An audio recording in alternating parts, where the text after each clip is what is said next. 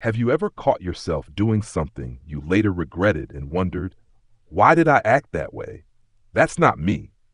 Maybe it was a sudden burst of anger, an envy you couldn't admit, or a cruel thought that shocked you. Carl Jung believed that those moments are not accidents. They are glimpses of what he called the shadow, the hidden side of your psyche that you don't want to see. The shadow is not just evil lurking in the dark. It is everything about yourself that you deny, repress, or push away. Imagine your personality as a house with many rooms. The living room is where you keep your polished self, the image you want others to see, kind, hardworking, intelligent, moral.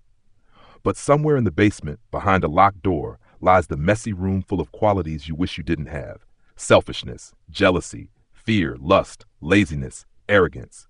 You shut the door, turn off the light, and pretend it isn't there. Yet the shadow doesn't disappear. It waits, and it finds ways to leak out when you least expect it.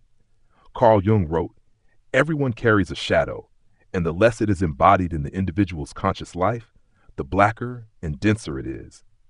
In other words, the more you try to deny it, the more power it gains over you. This is why people sometimes explode in rage, fall into destructive patterns, or keep sabotaging their own happiness. The shadow you ignore ends up controlling you. Think about our culture today in America. We are constantly pressured to present a perfect self, the right job, the curated Instagram life, the politically correct opinions, the mask of positivity. But beneath that surface, people are anxious, lonely, or silently struggling with impulses they can't admit. This is why Jung's idea of the shadow is more relevant than ever. It explains why so many of us feel split, like we're wearing a mask that doesn't quite fit. And here's the paradox. The shadow is not just your enemy. It also hides your strength. Jung believed that buried inside your rejected parts is raw energy, creativity, and passion. The anger you suppress could fuel courage. The envy you hide could point to your true desires. The laziness you condemn might be a call for rest and balance. By facing your shadow, you don't just confront darkness, you reclaim your wholeness. Now pause and ask yourself, when was the last time you projected something ugly onto another person? Maybe you called someone arrogant, selfish, or manipulative. Often Jung said, this is the shadow at work. What you most dislike in others may actually be a disowned part of yourself. That's why facing the shadow is not comfortable. It demands radical honesty. It asks you to see in yourself what you condemn in the world. But why should you bother? Because until you do, the shadow will keep showing up in your life disguised as fate. Broken relationships, toxic friendships, workplace conflicts, cycles of self-sabotage, all can be traced back to the unseen hand of the shadow. Jung warned, until you make the unconscious conscious, it will direct your life, and you will call it fate. Facing the shadow does not mean acting out your worst impulses. It means acknowledging them, bringing them into the light of awareness, and integrating them in a healthy way. Instead of saying, I am not jealous, you can admit, yes, jealousy is in me, and I will learn what it's trying to tell me. Instead of pretending, I am never angry, you can confess, anger lives here, and I will transform it into assertiveness. This is the work of transformation, the alchemy of the psyche. Our journey today begins here, to recognize the shadow, not as a monster to be slain, but as a hidden twin we must learn to know. This is not about moralizing or self-punishment. It is about integration, because only by embracing what is dark in us can we discover the full spectrum of who we are. So as you listen, I invite you to think about your own life. What do you hide from others? What do you hide from yourself? And most importantly, are you ready to meet the part of you that has been waiting in the dark? Carl Jung described the shadow as the unconscious repository of everything we refuse to recognize about ourselves. It is made of impulses, emotions, and tendencies that the conscious ego deems unacceptable. When we were children, we learned quickly what behaviors gained approval and which led to punishment or rejection. Over time, we suppressed those forbidden aspects, pushing them down into the unconscious. This is how the shadow is born, not as something alien, but as the forgotten half of ourselves. To understand it, imagine consciousness as a spotlight on a dark stage. The ego shines the light on what it approves: confidence, generosity, ambition, discipline. Meanwhile, everything left in the dark, fear, envy, rage, shame, remains hidden in the shadows. Yet even in the dark, those elements are alive, waiting, shaping how you act. Jung emphasized that the shadow is not a minor detail of psychology, but a central force. It carries enormous energy, and unless integrated, it distorts our lives. One of the clearest ways the shadow reveals itself is through projection. You might notice that certain traits in others trigger you disproportionately. A colleague's arrogance, a friend's selfishness, a stranger's aggression. These qualities provoke more than irritation. They stir something deep and emotional. Jung explained that often what irritates us most in others reflects what we have disowned in ourselves. The ego resists seeing it within, so it casts it onto the outside world. In this way, the shadow keeps you blind to your own truth while fueling judgment and conflict with others. But projection is only one path of emergence. The shadow also slips into your behavior in sudden outbursts, addictions, compulsions, or the feeling that something takes over me. You may act in ways that contradict your conscious values and afterward feel shame or confusion. Jung believed this is the price of repression. The less you admit the shadow exists, the stronger its hold becomes. The unconscious finds a way to express itself, often destructively, when you refuse to listen. Importantly, the shadow is not pure evil. Jung warned against moral simplification. Yes, it contains the darker impulses of violence, greed, and cruelty, but it also holds undeveloped creativity, raw instinct, and even vitality. Sometimes what ends up in the shadow are gifts that were discouraged early in life. A child told not to be too loud may bury their natural charisma. Another told to stop daydreaming may bury imagination. These suppressed gifts join the rejected flaws waiting in the unconscious basement. Thus, meeting the shadow is not just about restraining the dangerous, but also recovering the forgotten treasures. Jung often spoke of individuation, the process of becoming a whole person. He insisted that individuation cannot occur without facing the shadow. Integration is not the same as elimination. You do not destroy the shadow because it is part of your nature. Instead, you acknowledge it, understand it, and weave it into the fabric of your conscious life. This demands humility, courage, and self-honesty. It means admitting, I am capable of jealousy, or I carry anger, not to shame yourself, but to prevent those forces from ruling in secret. Think of it as inner diplomacy. If the ego is the ruling government, then the shadow is the underground opposition. Ignore it, and it sabotages you. Acknowledge it, and you can negotiate peace, channeling its energy into constructive forms. Anger becomes assertiveness. Fear becomes caution. Desire becomes motivation. By integrating these aspects, the psyche transforms what was destructive into something life-giving. This process is not abstract. It shows up in everyday choices. When you resist acknowledging exhaustion and keep overworking, your shadow may emerge as sudden irritability with loved ones. When you refuse to accept envy, you might unconsciously undermine others. But if you confront those feelings honestly, you can redirect them. Rest instead of burnout. Admiration instead of jealousy. Boundaries instead of resentment.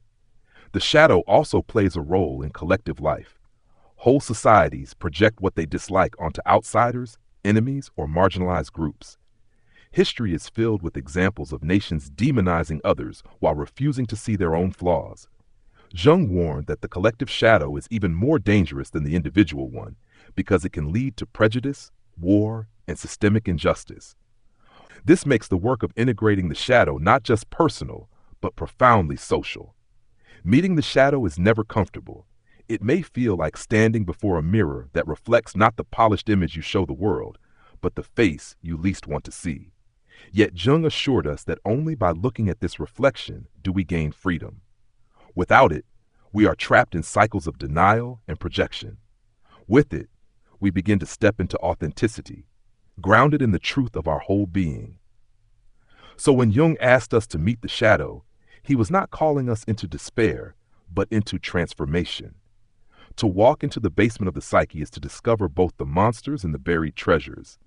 The shadow is the hidden soil where the seeds of growth wait. To ignore it is to remain half alive. To face it is to begin the journey toward wholeness. The first step in working with the shadow is awareness. Most people live without questioning why they react the way they do.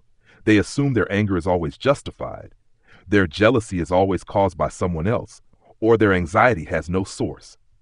Jung urged us to pause and look deeper. When a reaction is intense, out of proportion, or repeats in pattern, that is often the shadow knocking on the door. Recognizing these moments as signals rather than accidents is the foundation of shadow work. Awareness grows when we stop projecting. Instead of instantly blaming the arrogance of a colleague, we can ask, what does their behavior awaken in me? Why does it sting so much? This question does not excuse the other person's flaws, but it forces us to see whether the real discomfort is internal. The shadow thrives on projection because projection keeps us blind. When we withdraw projections, we reclaim pieces of ourselves scattered onto others. Another method Jung highlighted is dream analysis. Dreams are the stage where the shadow often appears most vividly. A threatening figure, a dark animal, or even a distorted version of yourself may surface in sleep. These images are not random nightmares. They are the psyche's attempt to show what has been pushed away. By writing down dreams and reflecting on their symbols, we can begin a dialogue with the unconscious. The shadow, once faceless, starts to take form in images we can contemplate. Active imagination is also a technique Jung developed. In this practice, you allow your mind to wander and give voice to inner figures that arise. If a shadowy character appears, you converse with it instead of fleeing. This is not fantasy play, but a psychological exercise of engagement. Through dialogue, you can ask the shadow why it is here, what it wants, and how it feels. Often surprising insights emerge. Anger reveals itself as neglected strength, or fear confesses it only wants safety. In treating the shadow as a presence with something to say, we transform avoidance into relationship. Daily life offers countless small chances to practice. Suppose you feel envy when a friend succeeds. Instead of burying it under fake congratulations, you can acknowledge, I envy them because I desire recognition too. This honesty prevents bitterness and helps clarify your own goals. Or imagine being criticized and feeling explosive anger. Rather than denying it, you can admit, this wound touches my insecurity. My anger is a shield. From there, you can decide how to respond constructively instead of unconsciously. Facing the shadow requires courage, but it does not mean indulging every dark impulse. Jung emphasized integration, not possession. To integrate is to hold awareness. This exists in me, but it does not control me. The ego, strengthened by acknowledgement, becomes capable of steering the energy. In this way, the shadow becomes a source of vitality instead of sabotage. The rewards are profound. People who face their shadow report greater authenticity, as if they finally stop performing and start living honestly. Relationships grow deeper because less projection poisons them. Creativity blossoms because repressed energy is freed. And perhaps most importantly, self-compassion arises. When you admit your flaws, you also soften toward the flaws of others. The world seems less divided into saints and sinners, heroes and villains. Everyone is recognized as carrying a mixture of light and shadow. In America today, where personal branding and social media encourage polished personas, shadow work can be radically liberating. It offers relief from the exhausting demand to appear perfect. Instead of curating an image, you accept your complexity. This authenticity not only heals the self, but attracts others who are tired of pretending. Vulnerability becomes strength. Yet this work is never finished. The shadow evolves as life unfolds. What you repress at 20 is not the same as what you deny at 50. Midlife often awakens a new shadow, unfulfilled desires, regrets, or unlived possibilities. Jung called midlife a critical stage, where the second half of life demands deeper integration. To ignore the shadow, then, is to risk stagnation or collapse. To face it is to open to renewal. Integration of the shadow is the heart of individuation. It is the alchemical fire where base metals, fear, envy, anger, are transformed into gold, courage, clarity, compassion. This is why Jung's psychology is not just theory, but a path. The shadow is both the obstacle and the doorway. By stepping into the dark, you discover the light that was hidden within all along. So as you continue listening, consider this not as abstract philosophy, but as an invitation. The next time you feel an emotion you would rather deny, pause. Look at it. Name it. Ask what it wants to teach you. That moment of honesty is the beginning of transformation, the first spark of your own inner alchemy. One of the most powerful ways to grasp the role of the shadow is to see how it shows up in relationships. Every conflict, Every disappointment, every painful misunderstanding is a mirror. What you cannot accept in yourself often becomes the very thing you condemn in your partner, your friend, your colleague. If you have never admitted your own selfishness, you will be enraged by even small acts of selfishness in others. If you deny your own desire for control, you will feel suffocated when others take charge. Jung explained that projection is the shadow's favorite disguise. It keeps you blind to your inner truth by convincing you that the problem always lies outside. Think about the last argument you had. Did the intensity of your anger match the situation, or did it feel larger, as if old wounds were being pressed? In those moments, the shadow has stepped forward. You are no longer just angry at what happened. You are fighting against parts of yourself you cannot bear to acknowledge. This is why conflicts repeat. Until the shadow is faced, it keeps orchestrating the same play, casting different actors into the same role. But there is another side. Meeting the shadow can heal relationships. When you admit, yes, I can be controlling, you soften toward others who are controlling. Instead of projecting, you see them more clearly. This honesty allows for compassion and boundaries at the same time. You can say, I know this tendency in myself, so I will not be blind to it in you, but I also will not condemn you as if I were free of it. Such maturity deepens intimacy and prevents cycles of blame. The shadow also influences careers and ambitions. Many people chase goals not because they truly desire them, but because they are driven by a hidden fear. A person who represses feelings of inadequacy may overcompensate by striving for constant achievement. Outwardly, they seem successful, but inwardly, the shadow drives them with a whip. Others may sabotage opportunities because deep down they fear responsibility. Without acknowledging this shadow, they call it bad luck, when in fact it is self-sabotage. Jung would say the shadow, left unrecognized, becomes your fate. Facing the shadow transforms ambition into authenticity. When you admit your hidden motives, envy, fear, insecurity, you no longer need to be ruled by them. You can ask, what do I truly want beyond appearances? This clarity brings freedom. Success then is not a mask to hide flaws, but an expression of your real values. On a larger scale, the shadow shapes entire cultures. Jung observed that what individuals repress, societies often project onto enemies. A nation that denies its own aggression may label another nation as dangerous. A community that hides its own prejudice may accuse outsiders of being intolerant. This is the collective shadow, and it can lead to tragedy. Wars, racism, and persecution are often fueled by societies projecting what they cannot admit about themselves. Recognizing this truth is uncomfortable, but it is the only way to break cycles of hatred. Yet Jung never suggested we should drown in guilt. The goal is not self-condemnation, but integration. To face the shadow is to bring what was hidden into awareness, to own it without letting it dominate. This process makes us more human, not less. It makes us real. Instead of pretending we are pure light, we accept that we are a blend of light and dark. In that acceptance, we find balance. The path of integration requires humility. It means admitting, I am not only who I think I am. There are parts of me I don't want to see. But in this humility lies strength. When you know your shadow, you are less likely to be manipulated by it. Politicians, advertisers, and even loved ones cannot use your hidden fears against you once you recognize them.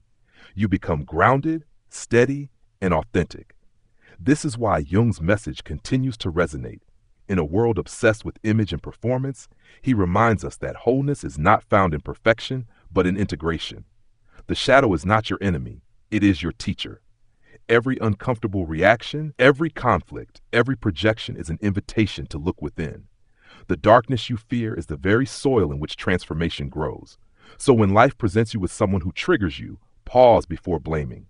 Ask, what is this showing me about myself?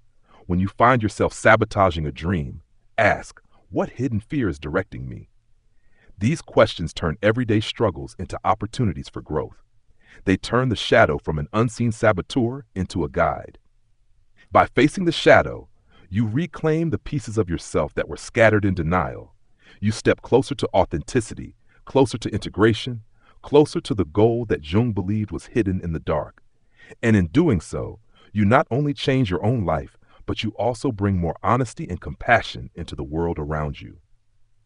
Transformation begins the moment you stop running.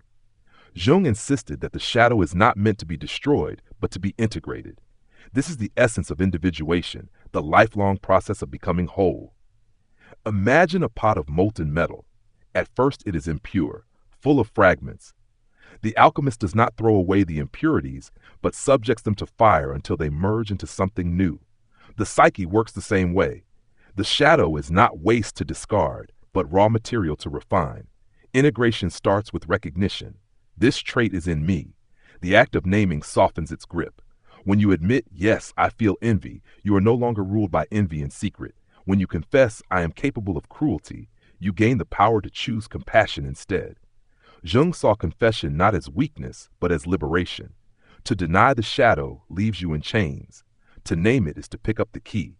The next step is dialogue. Instead of silencing the shadow, you listen. Ask, what do you want from me? What need have I ignored? Sometimes anger reveals itself as a voice saying, protect yourself. Sometimes jealousy whispers, you desire more than you allow yourself to dream. Listening does not mean obeying. It means learning. The shadow becomes a messenger rather than an enemy. Then comes transformation. When the shadow is acknowledged, its raw energy can be channeled. Fear becomes caution that keeps you safe. Anger becomes courage to speak truth. Desire becomes motivation to create. Jung compared this to alchemy, turning lead into gold. What once seemed shameful becomes the very force that fuels growth. Integration is not a one-time event. It is a rhythm, a practice repeated whenever the shadow surfaces. Every conflict, every dream, every strong reaction is another chance. Jung believed that life itself is the great teacher, constantly presenting us with opportunities to see what we would rather hide. The choice is always there: suppress and repeat, or face and transform. The benefits of integration ripple outward. Within, you feel less divided. The exhausting split between your public persona and your private self begins to dissolve. You no longer spend endless energy keeping the mask in place. Instead, you rest in authenticity. Outwardly, relationships change. Because you accept your own flaws, you judge others less harshly. Because you know your own capacity for darkness, you approach others with compassion. This creates a cycle of honesty and intimacy that was impossible before. Integration also nurtures creativity. Many artists, writers, and thinkers draw their fire from the shadow. By embracing the darker emotions and images within, they give birth to works of power and beauty. Jung himself saw art as a dialogue with the unconscious. The symbols that rise from the shadow are not only warnings but also inspirations. By listening, you tap into a deeper source of imagination. In spiritual terms, integration is a kind of awakening. Religions across cultures speak of light and darkness, sin and redemption, ignorance and enlightenment. Jung did not dismiss these traditions. He translated them into psychological language. To confront the shadow is to live the universal story of death and rebirth. You descend into the dark, face what dwells there, and emerge renewed. This is why myths, fairy tales, and sacred texts often contain journeys into the underworld. They symbolize the shadow work each soul must undertake. For the modern seeker, the message is clear. Do not strive to be spotless. Strive to be whole. Do not chase perfection. Chase authenticity. When you make peace with the shadow, you step into a life of integration, balance, and depth. You carry both light and darkness with awareness, no longer fragmented, no longer deceived by the mask. So the invitation remains: will you keep the basement door locked, or will you descend with courage? Will you live at the mercy of what you repress, or will you begin the alchemy of the psyche? Jung's wisdom assures us that within the darkness lies not only danger, but also treasure. The shadow is the crucible. Step into it, and you may find the gold of your true self waiting to be claimed. Closing your eyes for a moment, imagine standing at the threshold of a dimly lit room inside yourself. For years you may have avoided entering, fearing what you might find. Yet Jung tells us that this very room, this shadow, holds the missing pieces of your wholeness. The monsters you expect are often wounded children, buried gifts, and neglected truths waiting to be embraced. To walk into that room is not an act of defeat, but an act of profound courage. Jung wrote, "One does not become enlightened by imagining figures of light, but by making the darkness conscious." Enlightenment is not the absence of darkness, but the illumination of it. Integration is the practice of shining awareness into places we once ignored. When you allow yourself to see the shadow clearly, it loses its power to sabotage from the dark. It becomes part of your conscious story, woven into the narrative of who you are. Consider what happens when you finally stop running. The patterns that seemed like fate begin to shift. Relationships that once collapsed under projection become spaces of honesty. Choices that once felt controlled by unseen forces become truly yours. The unconscious no longer pulls the strings in secret. Instead, you stand in the center of your psyche, aware of both its light and dark, choosing with clarity. This is the gift of individuation. It is not about becoming perfect, but becoming whole. It is about holding all parts of yourself with awareness, the ambitious and the fearful, the kind and the cruel, the joyful and the grieving. To integrate the shadow is to claim your full humanity, and in doing so, you step closer to the archetype of the self, the image of totality that Jung believed resides within each of us. For our culture, so obsessed with image and performance, this path is radical. It tells us that healing does not come from polishing the mask, but from entering the basement. It tells us that authenticity matters more than perfection. It tells us that the way to transformation is not escape, but embrace. This is the alchemy of the mind, to take what was hidden, shameful, or feared, and refine it into wisdom, compassion, and strength. As we close this exploration of the shadow, ask yourself, what have you been avoiding? What qualities in others trigger you the most? What emotions keep returning, demanding to be seen? These are not enemies. They are invitations. Each one is a doorway into greater awareness. Each one holds the possibility of gold hidden in the dark. If you carry anything from Jung's teaching, let it be this. The shadow will not vanish by being ignored. It will not dissolve by pretending it does not exist. It will remain at your side until you turn, look it in the eye, and say, yes, you are part of me. That moment of acceptance is the beginning of transformation. That is the spark of your own inner alchemy. So walk with courage. Let the darkness speak. And as you do, you may find that what you feared most was not a monster, but a forgotten friend, waiting patiently to guide you home to yourself. When you finish listening to Jung's ideas about the shadow, you may feel both unsettled and relieved.